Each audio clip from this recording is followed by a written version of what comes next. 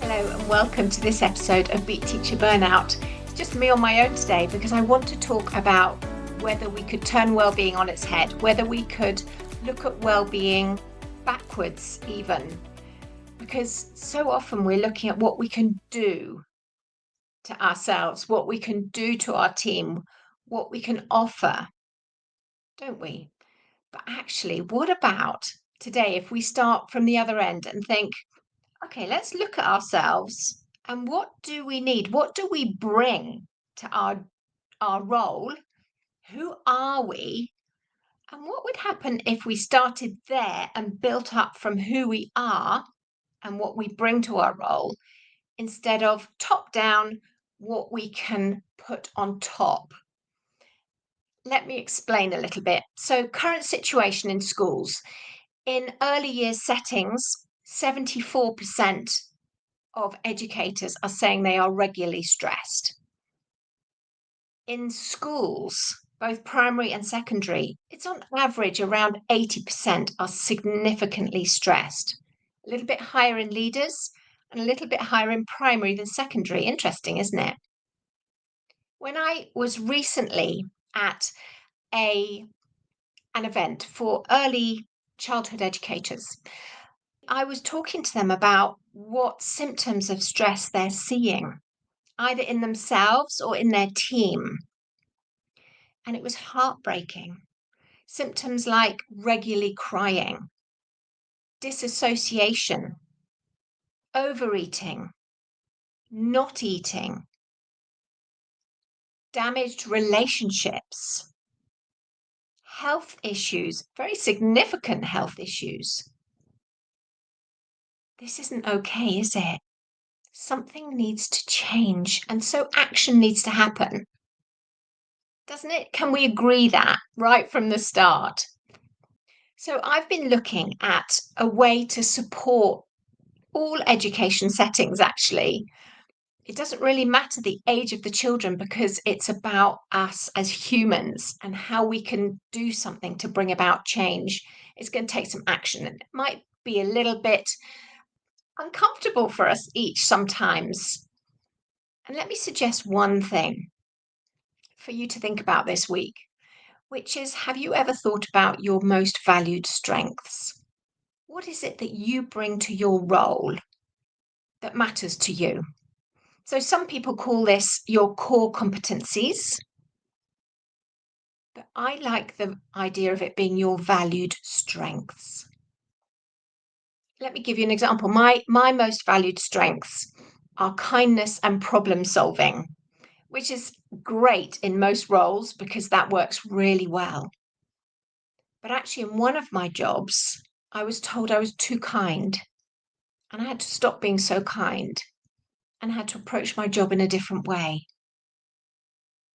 Now, what happens if you can't use your most valued strength is that you're not able to thrive or flourish. Research shows that you need to be regularly using your most valued strengths to be able to flow or thrive in your role. It's kind of obvious, isn't it? For me, what it looked like was being asked as a Senko with a massive to do list if I would go and help a nursery with a child they were struggling with. Now, saying no to something has always been a real problem for me. So I remember going and agreeing to go and support if I could, because I knew this child would be coming to us. And, I can't bear to see people who are struggling with a child who's just not fitting in and feeling safe. That's just heartbreaking, isn't it? So off I went. And for 2 or 3 hours, I supported this nursery with this child, met with the parents, the team supporting.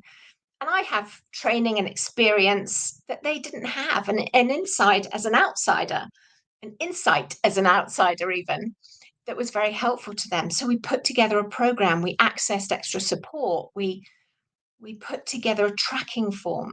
Nothing really difficult, but just offering them some time and my expertise, my problem solving, and my kindness. So when I came back to my school, I looked at my to do list. And do you know what? It didn't look so overwhelming.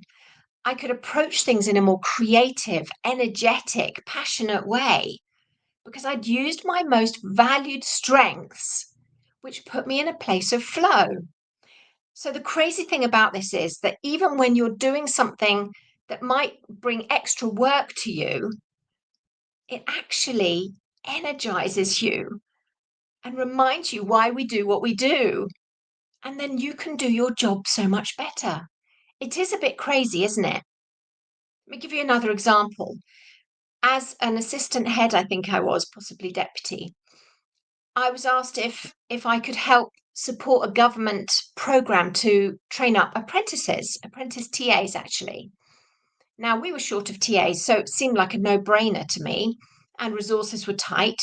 So I became a hub for the local schools to support and access and train up and bring apprentice TAs into our schools. Lovely young people who were so excited and nervous and but keen to be in a really great school, a great job to support the children. Now, I'm not saying it was all successful, and I was already pretty overwhelmed in my role, but doing something that really used my most valued strengths, again, kindness and problem solving, was so energizing. I can't tell you.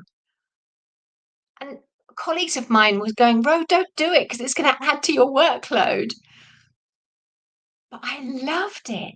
And it really drove my passion to be helping the children, absolutely, because you train an adult to work with a child and you see the difference in the classroom, but you also change the life of an adult. How cool is that?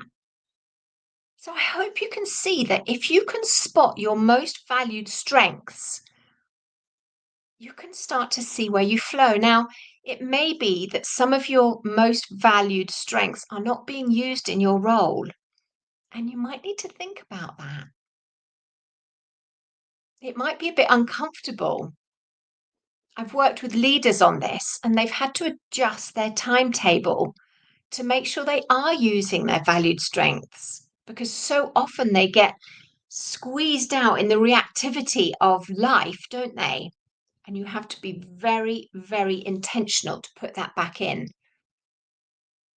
And if you're a teacher or a teaching assistant, you need to rejig how you're looking at your day sometimes to make sure you are using your valued strengths regularly. Hello, I'm Rowena Hicks, and I'm so pleased to introduce this course to you. It's a short, practical, made to fit into your current routine course that I hope is going to help you because I know time is precious. Staff are frazzled at the end of the day, but actually this fits into what you're doing already. So why me? Why this? Well, I burnt out after 30 years in school as a teacher, a Senko, a specialist teacher, even an advisor and then a leader. I burnt out. I loved it. I was passionate, but I had to leave. And that just breaks my heart. Teachers are leaving and they're going off sick. This has to stop. So what I've designed is 5 minutes at the start of each staff meeting. You can give your team something small and powerful to build momentum. You'll build their confidence. You'll improve their well-being, their team dynamics, their energy. You reduce stress and overwhelm.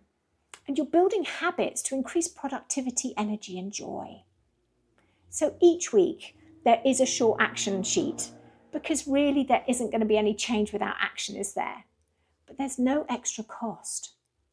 You're going to be consistently investing in time together to shift how staff feel. Are they seen? Are they valued? Are they heard? Give them a voice. These are small microculture changes. You're going to be building your staff team and you're going to enable them to thrive. This isn't a well-being bolt-on. It's a culture shifting tool built for real schools by someone who's really walked it. So let's stop staff from leaving and let's help them to flourish and thrive in their roles. So, this is one of the areas that I teach on to start looking at what you bring to your role, who you are intrinsically, and how we can work on you to build your well-being, to enable you to flourish and flow even, and not to burn out. Because on the burnout spectrum, you're going to go much further towards running on survival mode if you're not using your most valued strengths. So I've spoken to head teachers, I've spoken to teachers about this and how we can help them to start to prioritize this type of very sort of micro steps, if you like, into your daily, weekly routine, and even to change the culture in your school, to be looking at you and developing you and your skills, your experience, your superpowers, if you like, to enable you to flow and not burn out.